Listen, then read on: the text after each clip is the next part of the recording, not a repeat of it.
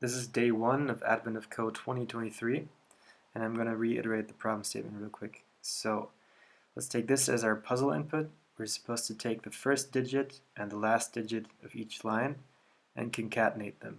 Here we have 1 and 2 making 12. Here we have 3 and 8 making 38. Here we have 1 and 5 making 15. And here we have 7 from the left and 7 again from the right making 77. If we sum up all these numbers, 12, 38, 15, 77, we get 142. So that's not a tough problem, but how exactly would we do it in Python? Okay, so first we're going to use the public puzzle input, and we're going to iterate through each line of it by splitting it at each new line character using /n. Then we're going to retrieve all the numbers. There's different ways of doing it. One way to do it is use the findAll method or function from the regular expression module and /d as a signifier for digits. We're going to import re, and then we're going to print the first and the last element of this list to see if it works. And it works. It's 1, 2, 3, 8, 1, 5, so on. So if we now concatenate them by using plus and then turn them into integers, we just have to sum these up. So we're going to use total of 0 and then iteratively add the number to the total. At the end we can print the total, and it's 142, which is exactly what we expected. So now let's use my actual puzzle input. We get 55002, which is exactly right. Now let's take a look at the second part. The task here is pretty much exactly the same, except that now not only numeric digits count, but also digits written out as words. We don't have to worry about 0, but we do have to worry about 1 through 9. And one thing that threw me off at the first time I tried this was that sometimes these words can overlap. For example, here we have an instance where an 8 overlaps with a 1. So we have to somehow take this into account. Alright, let's jump into the Python code.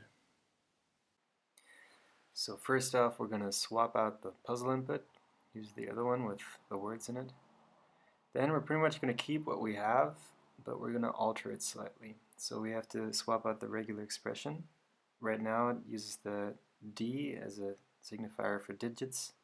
We have to expand it to not only capture digits, but also capture words containing digits. So we put in parentheses and use the vertical bar to signify an OR. So what we're saying is either a digit or a 1 or a 2 or a 3 or a 4 and so on. I think the parentheses are important. I'm not actually sure if they're necessary. I just always use them. But then we have to do something else, and let me show you why. So let's say we're trying to match the word 1 or the word 2, and we have a string that contains both, but there's overlap between them. Here we have 2 and here we have 1, and they share the O. If we just do this, what we get is the first of the two, which is 2, because it matches this, and then it keeps on looking from this point onwards, but it doesn't find anything. So to prevent this, we're going to do parentheses, question mark, equal sign, and this is the look ahead operator. Now we can match both, because it starts looking from here, then it starts looking from here, and it starts looking from here. So this is what we need to find all the numbers.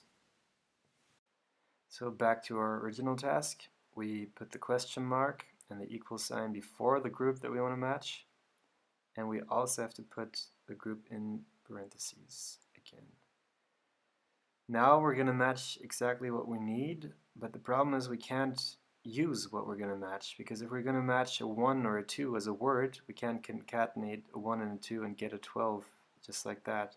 We first have to convert the number to the word to a number, and for that we're going to create a function called getDigit, which takes as argument a number in any form, and it spits out the number in digit form.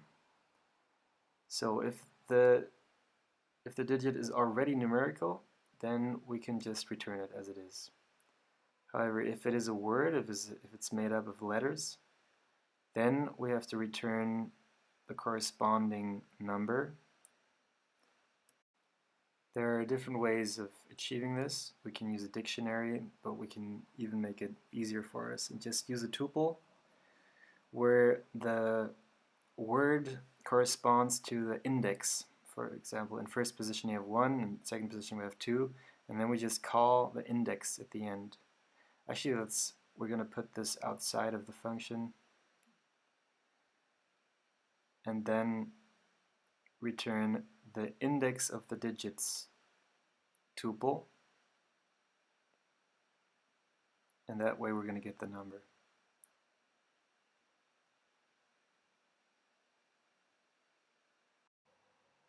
Let's see if this works.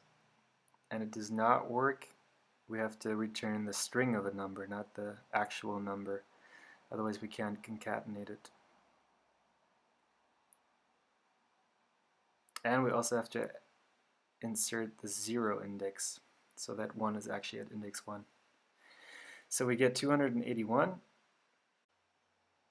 and that's exactly right.